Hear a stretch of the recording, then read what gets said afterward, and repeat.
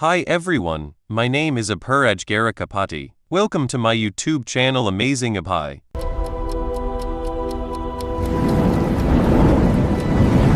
I command time to stand still!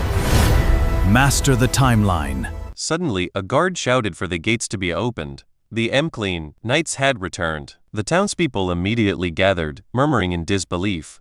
They couldn't believe the army had come back in barely a week, and that the war had supposedly ended in just a single day. Two men began discussing it, one of them wondering aloud how such a thing was even possible. He asked if the Mclean knights had always been this powerful. The other man lowered his voice and asked if he had heard the rumors that everything happened because of the young master, Logan Mclean. He said that according to the soldiers who had returned first, Logan's mercenary troops completely reversed the battle. They appeared behind the enemy as if they had predicted everything in advance. Another man added that the enemies had been wiped out by some strange new weapon, and that Logan himself had even defeated a higher-ranking knight. A young woman asked if the young master had always been such an extraordinary person. Someone else replied that he always thought Logan was just fooling around before. Slowly, the crowd began to piece things together. Maybe the monster meat he had bought earlier wasn't meaningless after all. Maybe the boy had always been preparing something far bigger. Some even whispered that Logan might have been acting the whole time.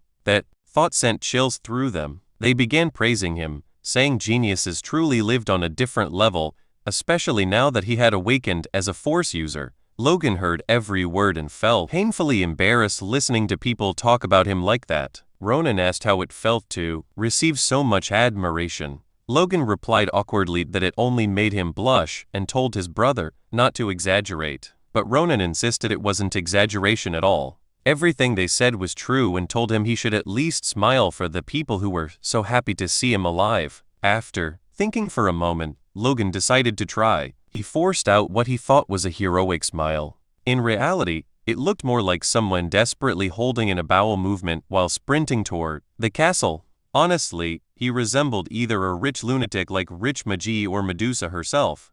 The moment the crowd saw Logan smile, everyone froze. They were convinced he was about to crush their skulls with his bare hands. Logan, completely unaware of what he had done wrong, stood there confused. Ronan could only feel pity for his poor brother. Patrick turned his head to look at Logan, genuine pride written across his face. Then he raised his voice and announced that the next round of cheers would be dedicated to the true champion of the war and declared that the grand reception had officially begun. Soon after, the scene shifted to the castle gardens. Logan wandered through the courtyard, amazed that a welcome ceremony could continue all the way until dawn, especially for people who had just returned from a battlefield. Unfortunately, the peaceful moment didn't last long. From behind him, Marion suddenly shouted his name and demanded to know what he thought he was doing. Ronan quickly grabbed her arm, trying to calm her down. But Marion ignored him. She said she had heard everything. She demanded to know whether it was true that Logan had refused the position of successor and asked what he was really planning. She accused him of fooling everyone else, but warned that she was not stupid. Ronan tried to defuse the situation, explaining that Kyra's betrayal had deeply shaken Marion. Logan told him it was fine. Turning toward Marion, he reflected that despite the resentment she still carried, she had lost all real influence after Kyra abandoned her. She was no longer a serious threat. Logan thought that if he handled this carefully now, there might still be a chance to make things right. He'd admitted sincerely that his behavior over the past months had been unreliable and shameful. He confessed that even he regretted what he had done, driven by jealousy and feelings of inferiority. Hearing this, Marion shouted at Ronan that she had been right all along, that Logan himself was admitting everything had been his scheme. Ronan cut her off again, begging her to stop. He apologized to Logan once more and explained that she wasn't thinking clearly. Logan barely reacted to Marion at all. Instead, he turned to Ronan and told him to listen carefully.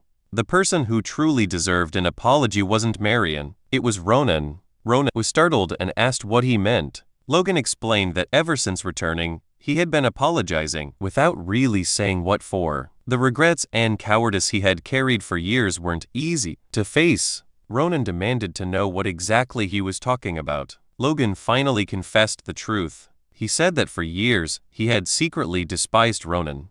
he'd admitted that he had tried to hide his own weakness by resenting his younger brother. Those pitiful years filled him with shame. Now, he truly regretted them. He bowed deeply and asked Ronan to forgive him sincerely. Ronan stared at him in silence. Logan, still bowing, thought bitterly that good deeds never erased past sins, and that he had been foolish to hope otherwise. Then Ronan finally spoke. He said it was okay. Logan froze in shock. Ronan continued, explaining that he believed if he treated Logan kindly, even when Logan was cold one day, the brother he remembered would come back. Then he smiled at him. It was the kind of smile that could make even a grown man cry. Logan felt warmth flood his chest. He wondered why he had hesitated for so many years to do something so simple. Turning to Marion again, Logan told her sincerely that he truly cared about Ronan and genuinely hoped his brother would become the successor.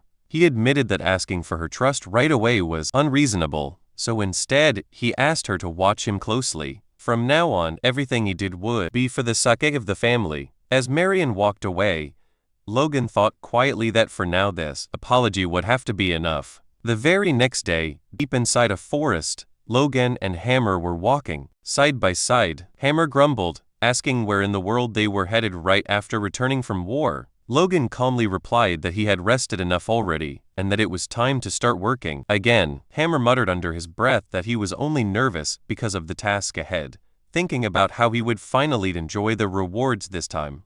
Logan assured him confidently that this job would definitely be enjoyable. Hammer hesitated, convinced that Logan had absolutely no idea what he was talking about. Soon, they stopped in an open clearing and stared into the distance. Hammer suddenly froze in shock. It turned out that Logan planned to open a mine there. Earlier, during the discussion about the barony of Tesron, Patrick had explained what Logan wanted as his reward from the war. Instead of land, titles, or wealth, Logan had requested permission to explore the hill near the Tesron border. Patrick had laughed and said calling it a hill was generous. It was practically a barren wasteland with nothing valuable in sight. He asked why Logan insisted on that specific location. Logan only smirked and replied that there might be gold hidden beneath the ground. The truth behind Tesron's sudden war only came out a year later. It turned out Tesron had secretly been exporting gold from a hill located in former Mechlane territory that he had seized. That single gold mine alone had elevated Tesron far beyond the status of an ordinary count's family. That prosperity lasted until Ronian later wiped out the entire family in revenge. Back in the underground prison of the Tesron barony, Kaiselan had mentioned that there were several strange prisoners worth inspecting. One of them claimed he had committed no crime. He said he had only accepted a request from the Count to transport gold from the mine they were hired to work in. Despite that, the Viscount had imprisoned them anyway. Logan pressed a hand to face, stunned by Tesron's stupidity. He couldn't believe the man had locked up 5 highly valuable mining specialists. One of the prisoners asked nervously if Logan was angry on their behalf. In reality, Logan's merchant instincts had awakened. He realized he had just stumbled upon an enormous and unexpected business opportunity. The old prisoner studied Logan suspiciously, wondering what kind of person he was. In Logan's thoughts, however, the recent war with Tesron felt like nothing more than surviving a small wave. The true disaster was still ahead. In 1 year, King Samuel Grandio would suddenly die. That single event would spark a brutal struggle between the 3 princes, plunging the kingdom into a 3-year civil war. During that time, the kingdom's military strength would be severely weakened, and before it could recover, the empire's invasion. Before we move ahead, please take a second to like on this video. A like tells me that you enjoyed this topic. Your support helps Amazing Up grow naturally. Would begin in full force. That chain of events would ultimately destroy the kingdom, since the M.Clean family belonged to no political faction. Remaining neutral would only turn them into it. Slip away. He planned to use the instability to reclaim the kingdom's old territories and restore his family as rulers of the Southwest. And if possible, he even intended to end the Civil War itself and something even greater. Just as he was about to continue that thought, Hammer interrupted him, asking what he was spacing out about after calling him over. Logan snapped back to reality, realizing he had drifted too far into the future. They had only just survived one crisis. For now, he needed to focus on building power as fast as possible. But dreams like that would sound insane to anyone else. No matter what happened, he had to fund everything with his own money. That barren hill would become the golden goose that financed all his ambitions. Logan informed his servants that there was gold buried inside the hill and that he intended to dig and establish a mine. He asked them for an estimated cost. To powerless bystanders, but Logan saw a chance hidden in that chaos, and he refused to let. The servants were stunned into silence. Hammer thought it was just another one of Logan's insane ideas. The old supervisor said Tesron had paid them generously, so he agreed to the inspection immediately. But opening a gold mine felt excessive. He cautiously asked Logan if he was truly certain there was gold there. Logan nodded and said he had seen it with his own eyes. The old man asked how that was even possible. Logan replied that it had been part of a secret operation, and for safety reasons, only the 6 people present would participate in the drilling. Hearing that, the old man grew uneasy, suspecting Logan might be planning to dispose of them afterward. He argued that 6 people could never handle such work and accused Logan of exaggerating. He almost said that even with a dwarf involved, it would be impossible, but stopped himself and silently prayed that Hammer could somehow manage it. Hammer locked eyes with Logan and calmly said that he should prepare to die, sleep less, and give up any hope of a normal life if he accepted this task. Seeing that expression, the old man felt his soul leave his body. Logan, however, was satisfied. As expected of Hammer, he truly had the mindset of a lifelong craftsman. Logan said that now both Hammer and the old man were officially ready to begin, and once again asked for the financial estimate. The old man explained that they first needed to drill test shafts to estimate the size of the gold deposit, but the initial investment alone would require 5 million gold pieces. Hammer added that safely developing the mine would take a long time. Just the preparation phase would need 6 months, followed by another 6 months for full extraction. Logan nodded. It was exactly as he had expected: huge costs and long delays. But this mine had made tests run wealthier than most Count families. He had no choice but to seize this opportunity. He thought that if he could already sell the monster meat, he would have enough funds by now. But its effects wouldn't be recognized for another 6 months. Then a realization struck him. Maybe he didn't need to wait. If he could neutralize the poison in the monster meat, he could sell it immediately as medicine. After all, he had detoxified countless poisons during his years as a mercenary. Creating an antidote should be possible. If he perfected the formula and sold it, he would become unimaginably rich. A week later, in the southwest McLean village, Rick brought Logan the medicine he had prepared using crushed night herb, web herbs, and dripgrass. Logan immediately told him not to call it fake medicine, explaining that it was simply a neutralizing agent. Then he asked where the monster meat was stored. Rick replied that it had been placed in the village warehouse exactly as Logan requested. Hearing this, Logan said that was perfect and announced they would apply the medicine directly to the meat. Rick panicked instantly and asked if he truly had to go with him. Logan confirmed that of course he did, but Rick looked far from thrilled and warned that he had never been there before and had no idea what kind of horror awaited them inside. Logan grew annoyed, wondering why Rick had suddenly become so dramatic. Then it hit him: the stench. The moment they approached the warehouse, the smell assaulted them so violently that even a sewer would have seemed fragrant by comparison. Logan admitted he expected it to smell terrible, but this was bad enough to make him vomit. Rick had already started throwing up on the spot. Luckily, Logan quickly found a solution. He used his aura to block his sense of smell completely. After sealing it off, he calmly prepared to enter and told Rick it was time to begin. Rick stared in disbelief, watching Logan walk in perfectly fine while he himself was still on the verge of collapsing. When he asked how Logan could endure it, Logan replied that he had temporarily paralyzed his sense of smell using force. Rick muttered that it was unfair, and Logan shot back that if it bothered him so much, he should awaken force himself and solve the problem properly. Logan handed Rick a pouch of white powder, the neutralizer, and instructed him to sprinkle it evenly over the meat. He explained that he should apply enough for the outer layer to turn white, while the remaining black portions were still poisonous and needed to be handled carefully. After that, Rick had to chop everything finely and roll the mixture into small pellets. When a sample was finished, Logan asked if it looked like proper medicine. Rick confirmed that it did. Logan then explained that they would sell it as medication, and since Rick would be responsible for preparing everything, he needed to pay close attention and remember every step. Rick protested immediately, saying there was no way he would do something like that. Logan casually replied that he would pay 100 gold coins for every pill produced.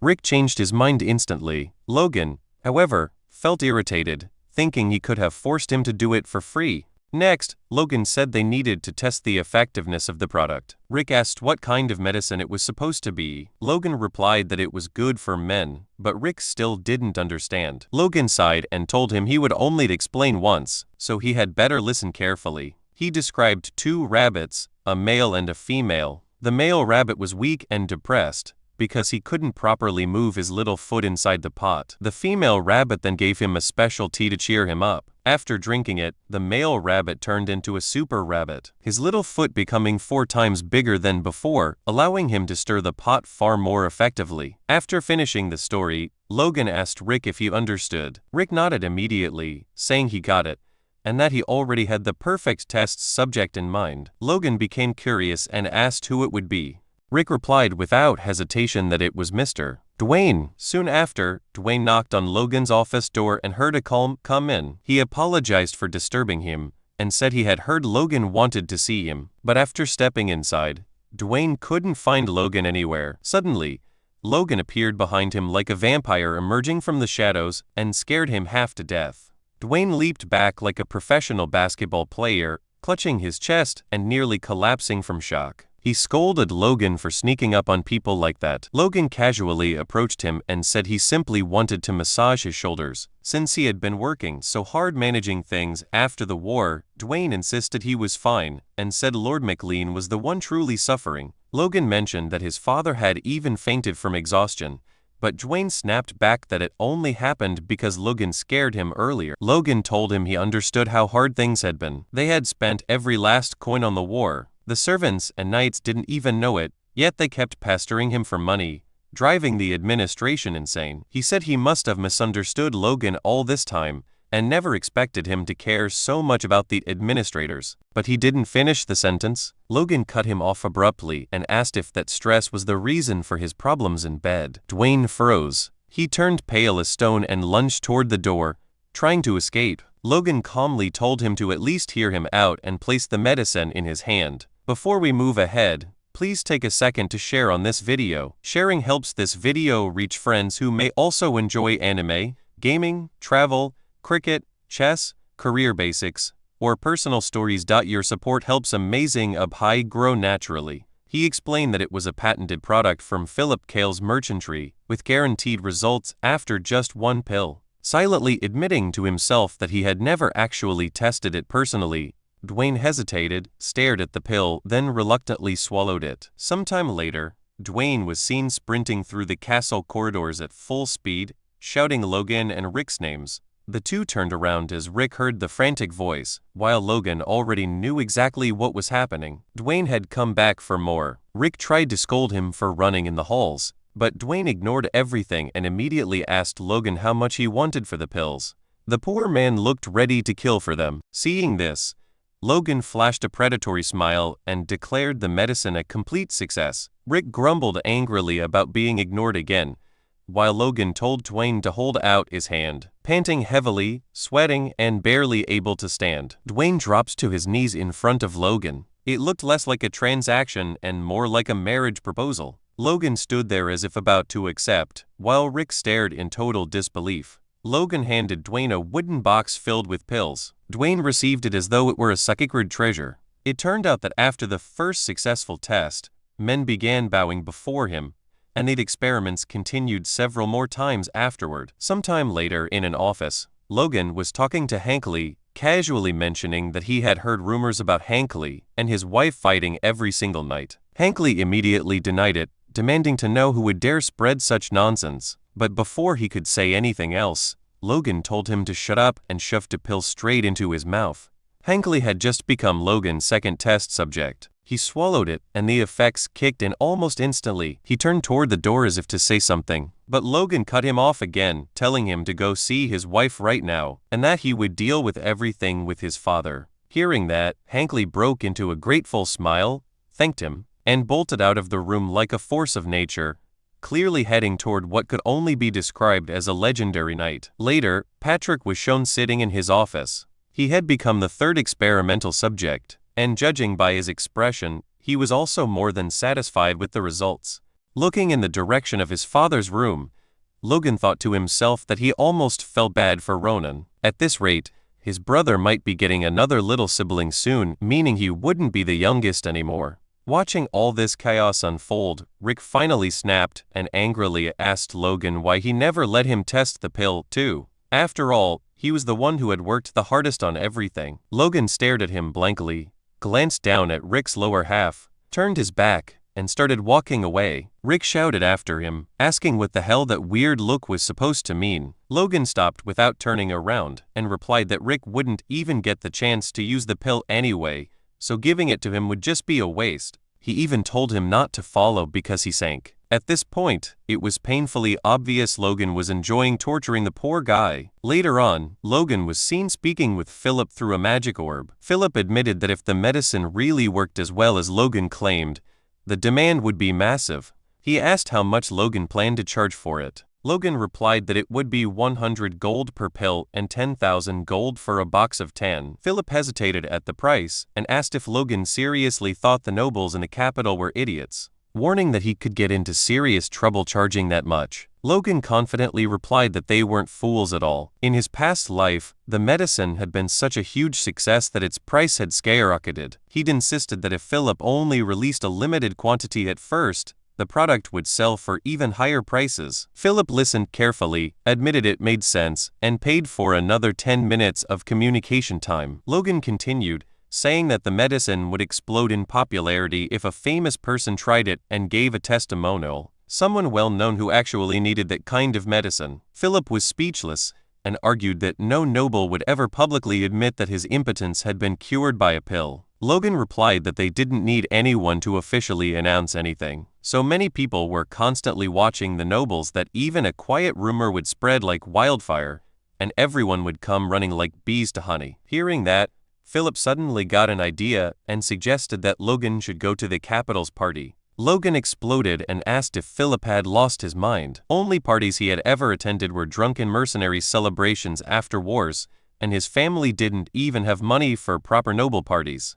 Philip insisted that parties were perfect for making connections, even for business. He admitted it would take time, and that Logan obviously couldn't sell the medicine directly at the party. But the idea sparked something in Logan's mind. Philip quickly asked if Logan was really thinking of doing something that reckless, warning that his family would be shunned by high society. Logan replied that nothing like that would happen if he didn't actually sell anything there. He then told Philip about a great informant in the capital, and asked him to find the guy and gather all the information he would need. Philip hesitated, asking what informant he was talking about, and what crazy plan he was cooking up this time. Logan simply said that he would be heading to Grand soon, and would explain everything once he'd arrived. Hearing that gave Philip a very bad feeling. A week later, Logan arrived in Grand, the capital city of the Kingdom of Grandia. Philip stared at him in disbelief that he had actually come, and asked how he managed to get his family's permission. A noble son traveling to the capital to sell aphrodisiacs was not something you saw every day. Logan assured him that he hadn't told his family the truth.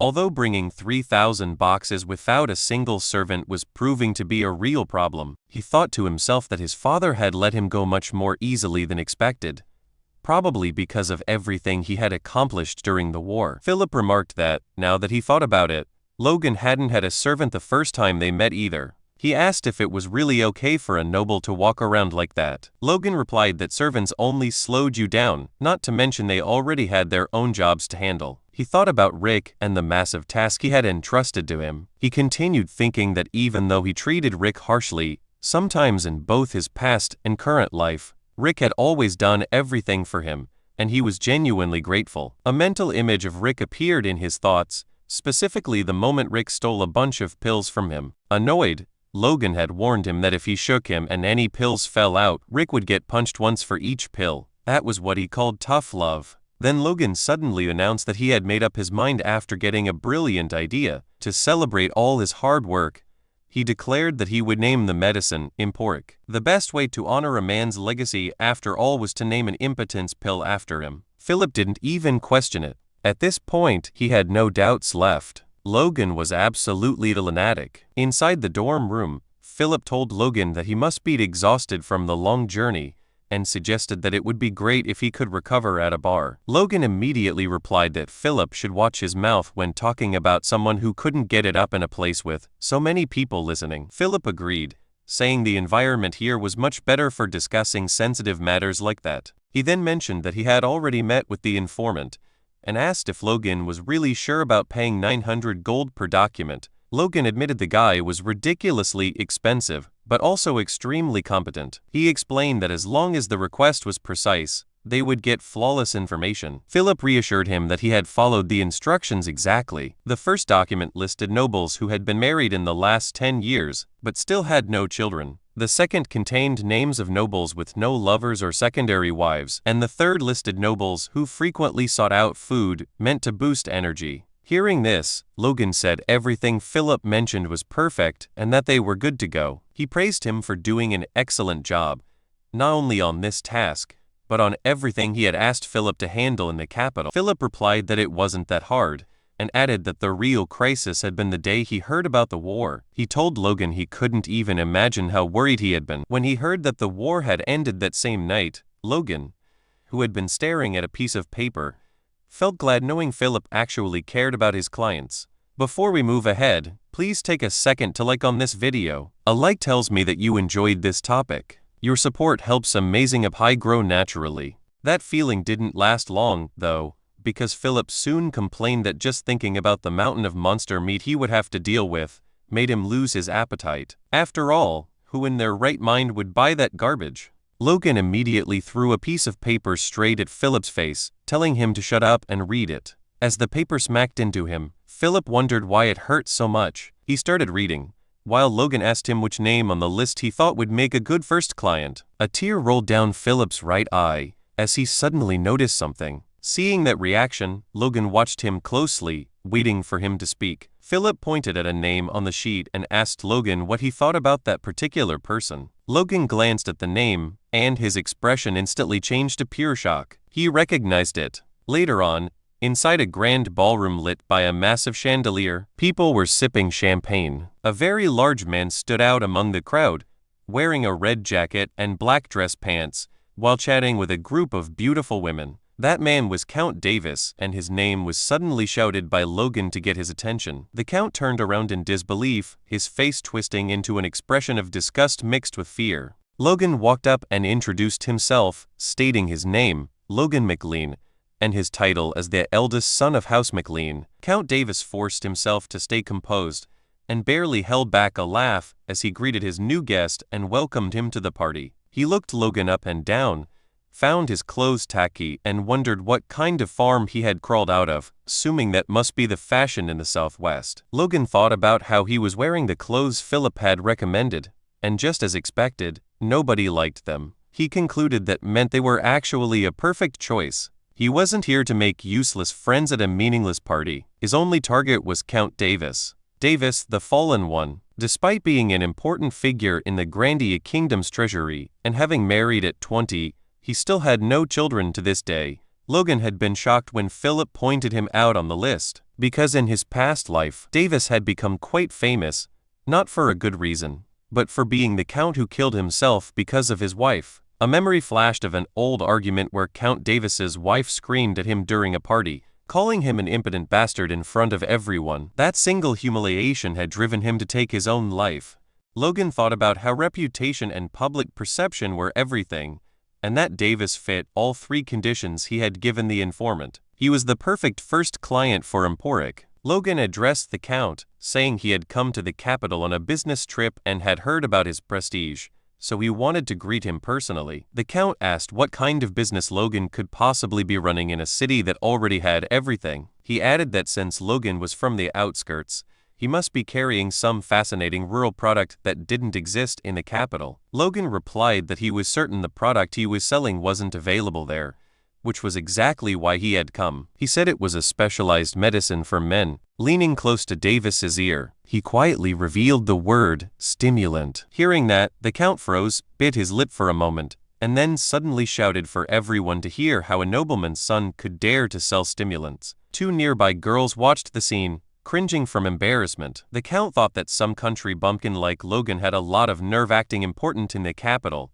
and he assumed he had put him in his place based on the look on his face. Logan let out a deep sigh and prepared to say something else. He told Davis that as a sign of courtesy, he had brought a gift for the influential people of the capital and kindly asked him to accept it. He handed a small box to the man and said it was important, explaining that each bill would normally sell for 100 gold coins. He added that he had brought these 3, especially for the Count as a gift, and guaranteed it was a great medicine with no side effects, putting his honor as a noble on the line. Davis listened to everything and started sweating. A few days later, Logan's doorbell rang. It was a servant of Count Davis, sent to buy more important. The servant greeted him, confirmed he was indeed the Count's attendant, and later left with a leather briefcase, with Philip right behind him, thanking him for the purchase and inviting him to come again. Philip returned to the room and counted the money for Logan. They had made 10,000 gold from 10 boxes, and Philip commented that it wasn't bad for their first sale. Logan, however, didn't look pleased at all. He said they needed to do much more than that, because the rent for that tiny shop alone cost 10,000 gold. Philip replied that this was to be expected since they were in the center of the capital, and Logan had no idea how much trouble he went through just to rent the place. He added that strategically, having a store was necessary, because seeing people gather with their own eyes had a much greater psychological impact. Logan agreed and announced that he was heading out to another party. Philip groaned, complaining that he had been dragged to parties almost every single day since arriving in Grand, and sometimes he even had to attend 2 in one day. Logan explained that having Count Davis as the first client wasn't enough. He needed to promote the store to as many people on that list as possible. A week later, Count Davis's servant was walking down the street, still unable to believe the Count had asked him to buy that medicine again, especially after seeing that no health foods had ever worked for him in the past. When he reached the shop, he was completely stunned. A massive line of men stretched down the block, all waiting to buy the medicine. He observed the crowd and wondered what was going on until it suddenly hit him. He recognized every single one of them. One was Viscount Talon's chamberlain, and the man in front of him was Count Hamel's butler. He'd adjusted his hat to hide as much of his face as possible, thinking this would generate unnecessary gossip. He decided he better just buy the medicine and leave. As soon as he did, Philip stepped out of the store to address the crowd. He apologized and announced that unfortunately, the stock prepared for today was already sold out. Hearing that, the servants waiting to buy medicine for their masters were horrified. One of them went up to Philip and asked what he meant by sold out, since no one had said anything earlier. Philip apologized again and explained that Emporic was insanely popular, but production couldn't keep up, so sales were limited to 50 boxes per day. 2 guys grew tense immediately and started begging Philip to sell them some, saying their masters wouldn't be forgiving if they returned empty-handed. While all this was happening, another noble passed by with his servant and noticed the commotion. He sent his servant to check what was going on. From behind a corner of a nearby building, Logan watched everything with satisfaction. He thought that by limiting the supply, customers would feel even more desperate to buy, and seeing the crowd would spark the curiosity of other nobles. Everything was unfolding exactly as he had planned. Philip shouted for everyone to hear that the day's stock was gone and told them to come back tomorrow. The next day he sold out again. The same thing happened on the 3rd day, leaving the nobles wondering how many days in a row this madness would continue. Logan commented that it was incredible, saying daily sales had been booming for over a month now, and today they had sold out the moment they opened. He added that, at this rate, making 4.5 million gold in a single month might not be so impossible after all. Hearing this, Logan sarcastically asked who would have guessed the capital had so many impotent nobles. He said they had tripled the price since mid-year, yet people were still willing to pay even more, which made him worry about the kingdom's future. After saying that, he stared at Philip with a serious look. Then all of a sudden, he broke into a maniacal grin like someone who had just found his next victim and started laughing loudly.